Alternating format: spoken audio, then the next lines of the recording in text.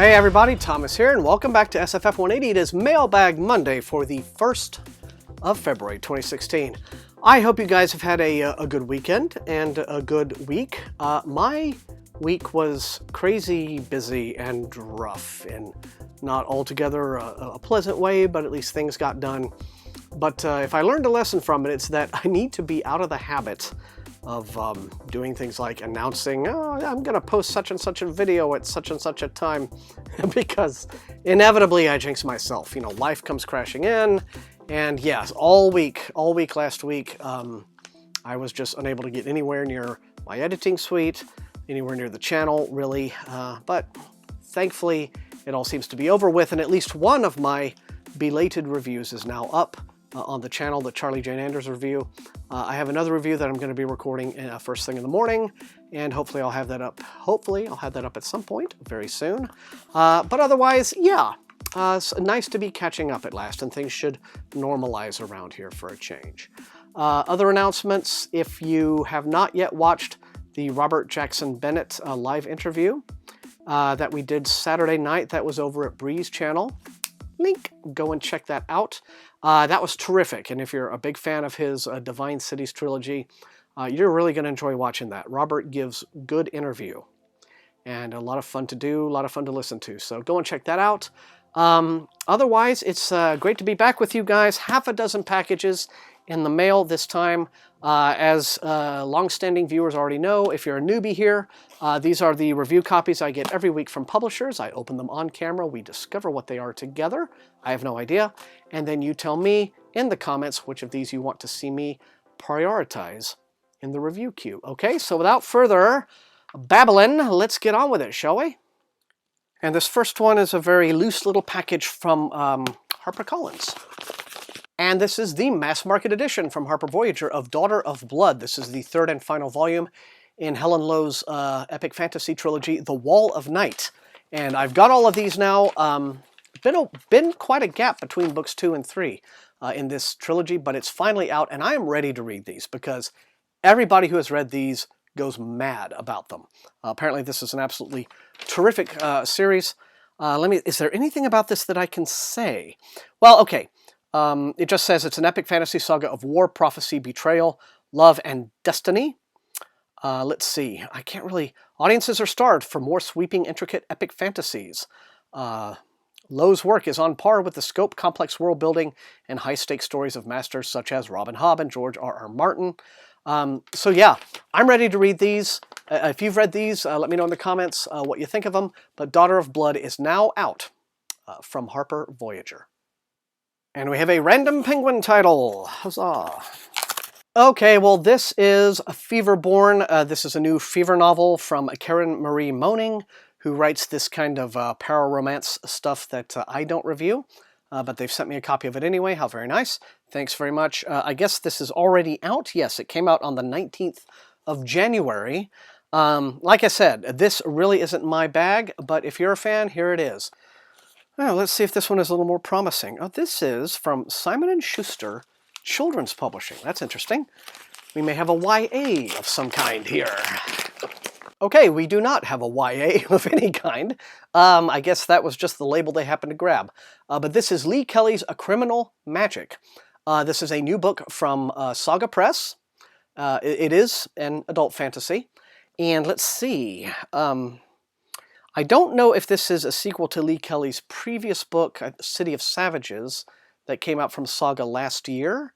But this is just a packing slip. There's no actual sell sheets, so I'm going to have to read the jacket flap here. Okay, so as you see, the title is A Criminal Magic. The official release date is tomorrow, the 2nd of February, and it says, magic is powerful, dangerous, and addictive, and after passage of the 18th Amendment, it is finally illegal. It's 1926 in Washington, D.C., and while anti-sorcery activists have achieved the prohibition of sorcery, the city's magic underworld is booming. Oh, I like this already. Sorcerers cast illusions to aid mobsters' crime sprees. Smugglers funnel magic contraband in from overseas. Gangs have established secret performance venues where patrons can lose themselves in magic and take a mind-bending, intoxicating elixir known as the Sorcerer's Shine. I like this. Joan Kendrick A young sorcerer from Norfolk County, Virginia, accepts an offer to work for DC's most notorious crime syndicate, the Shaw Gang, when her family's home is repossessed.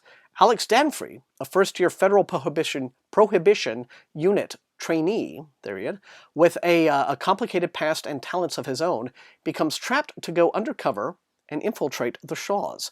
Through different paths, Joan and Alex tread deep into the violent and dangerous world of criminal magic.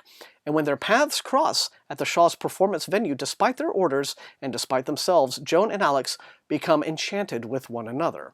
But when gang alliances begin to shift, the two sorcerers are forced to question their ultimate allegiances and motivations, and soon Joan and Alex find themselves pitted against each other in a treacherous, heady game of cat and mouse. Okay, well, the romance aspect seems a little obligatory, but I do love the setting and the whole use of magic as opposed to liquor in a Prohibition-era tale. So, Criminal Magic, out tomorrow by Lee Kelly from Saga Press. Okay, and here's another skinny little package from HarperCollins. Okay, this is called Angelus, and it is a paranormal fantasy. The author is Sabrina Benulis, and it is the conclusion, the heart-pounding conclusion, they assure us. So your heart will pound. Mine's pounding right now. To the Books of Raziel trilogy. Okay, and so I can't give really any spoilery synopses, but it is one of these, it's all to do with angels. The first two books were Archon and Covenant, and this one is available on the 9th.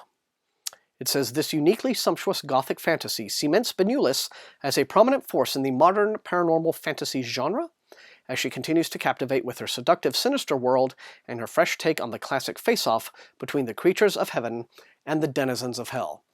I'll give it this. It's not vampires and werewolves, so that's a positive anyway. But if you like angels, and if you like heaven and hell stuff, and if you like this trilogy, well, book 3 is out on the 9th. Angelus from Harper Voyager. And more Harper. This is a Harper-heavy week here. Well, this is a real pleasant surprise to see.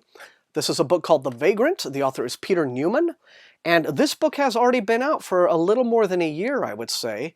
In the UK, it has finally gotten a US release date. May the 10th, it's coming out here in the States. And it says Mad Max meets The Gunslinger, Stephen King's The Gunslinger, and the Book of Eli in this astonishing new epic fantasy novel. It's a debut novel. And it says, the vagrant is his name, he has no other. Friendless and alone, he walks across a desolate, war-torn landscape. As each day passes, the world tumbles further into depravity, bent and twisted by the new order, corrupted by the usurper, the enemy, and his infernal horde. His purpose is to reach the Shining City, last bastion of the human race, and deliver the only weapon that may make a difference in the ongoing war. What little hope remains is dying. Abandoned by its leader, the Seven, and its heroes, the Seraph Knights, the last defenses of a once great civilization are crumbling into dust, but the Shining City is far away, and the world is a very different place. So as you see, it's very much this apocalyptic, in-your-face epic fantasy, I'm sure full of grimness and darkness. But yeah, The Vagrant, May the 10th. Looks very exciting. I've been quite eager to read this, and now those of us in the States will get to on May the 10th. And last but not least, it looks like we have a Tor title.